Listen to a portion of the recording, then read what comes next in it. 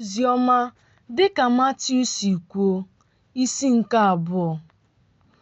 Ma mgbe a mụrụ Yeshua na Betlehem nke Judia n'ụbọchị eze Herọd, lee, ndị amamihe si na nkedo bịa Jerusalem sị, "Olee ebe onye ahụ a mụrụ eze ndị Juu nọ?" Ma mgbe eze Herọd nụrụ ya, o wee tụọ egwu, ya na Jerusalem niile. O wee chịkọta ndị isi nchụaja na ndị ode akwụkwọ niile nke ndị Juu, jụọ ha ebe a ga-amụ Kristi ahụ.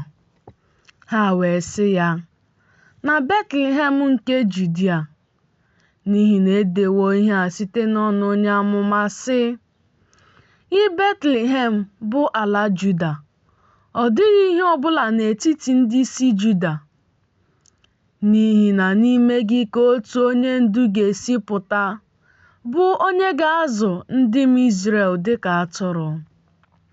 Herọd wee kpọọ ndị amamihe ahụ na nzuzo, wee mata kpọmkwem oge kpakpando ahụ pụtara. O wee ziga ha ka ha gaa chọọ nwa okorobịa ahụ. "Mgbe ị chọtara ya, zitere m ozi ka m wee bịa kpọrọ ya isi ala."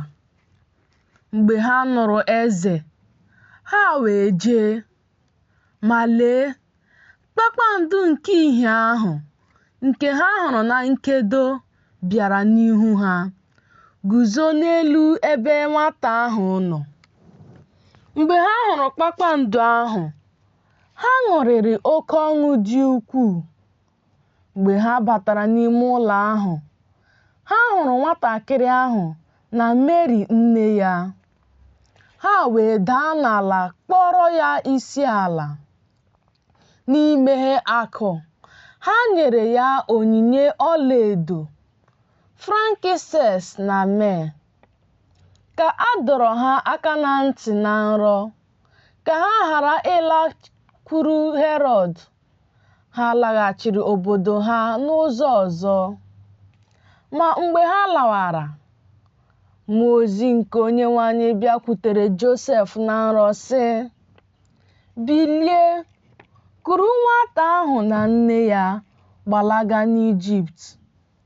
Nọdụ n'ebe ahụ ruo mgbe m sịrị gị, n'ihi na Herọd na-achọ nwata ahụ ka ọ laa ya n'iyi."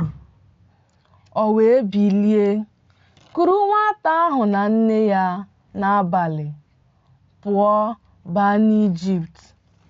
Ọ nọkwa n'ebe ahụ ruo n'ọnwụ Herọd, ka okwu Jehova wee mezuo site n'ọnụ onye amụma sị, "N'Ijipt ka m kpọrọ nwa m." Mgbe Herọd hụrụ na ndị maara ihe na-akwa ya emu, o were iwe nke ukwuu. O wee nye iwu ma zipụ ka e gbuo ụmụ nwoke niile ndị nọ na Betlehem na n'ime ime obodo niile gbara ya gburugburu, site n'onye dị afọ 2 gbagowe, dịka kpọmkwem oge ọ mụtara n'aka ndị amamihe. Mgbe ahụ, ihe e kwuru site n'onye amụma wee mezuo sị, "Anụkwara m olu na Rema, abụ akwa na ịkwa akwa na oke iru uju. Rachel na-akwara ụmụ ya akwa. Ọ jụla ịbụ onye nkasi obi n'ihi na ha anọghị."